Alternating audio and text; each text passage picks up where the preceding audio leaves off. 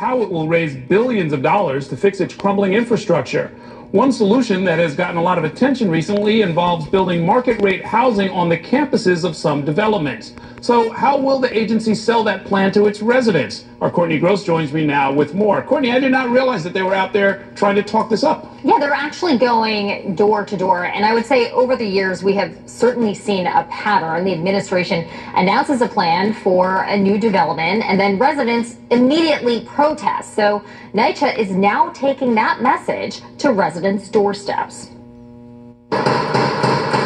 Residents of the Fulton houses in Manhattan are getting visitors. Nycha. Employees of the New York City Housing Authority are fanning out across this Manhattan apartment complex to try to tell residents about their new plans. How may I help you? Hi, I wanted to talk to you today about a potential plan we want to do at Fulton houses. In an attempt to raise much-needed cash, the Housing Authority is considering tearing down 2 low-rise buildings in this development and replacing them with mixed-income buildings. Officials want to build another mixed-income building on this parking lot. They say no residents will be displaced. It's Leroy Williams' job to try to sell the idea. This won't happen for years to come anyway. He's going from resident to do it. Trying to take everything. So, as Nycha, we have to come to you and say, okay, we want to discuss a plan. We want to know what your thoughts are. We have to come with something, right? I'm just iffy about the situation. I'm afraid to leave here. I mean, I want to stay here. I want to be able to stay in my apartment. NYCHA officials tell us it's part of a new approach they are now trying, increasing engagement with the residents. In the past, the de Blasio administration targeted a number of developments for new construction of market rate and affordable housing, trying to raise revenue for the struggling agency. Many times they were met with community opposition. NYCHA's top official told us those projects are now being reevaluated. We are looking and reevaluating all of our projects to make sure that they are driving the most amount of income into the host development so that we can ensure that those residents are getting repairs done. But the first conversations we're going to have is going to be with the residents. Conversations at Fulton that can be heated. You're so full of it, Leroy.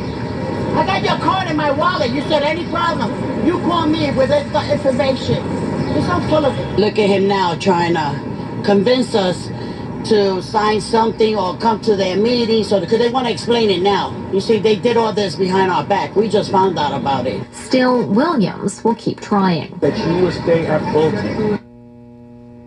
Now, on top of that door-to-door pitch, NYCHA officials are planning on having community meetings at Fulton houses later this month. Errol. Wow, that's a tough crowd. It is. And I would say, following them around I was with him for about 2 or 3 hours. It's a very tough sell. Most people that I spoke to after they spoke to Leroy Williams were very skeptical. There's still a lot of fear. There's still a lot of disinformation that they're going to end up losing their apartments and perhaps even on the street. When we know that at least what NYCHA is promising, that is not the case. Was this for a lot of them the first time they were hearing about this? They had heard about it through the news media, so obviously they're very upset that that's how they found out about it first. NYCHA is saying that they're changing their approach and that for developments going forward, that they're going to try to get out there and do the outreach and talk to residents first. Of course, people leak and we find out about things. Okay, thanks very much, Courtney. Politicians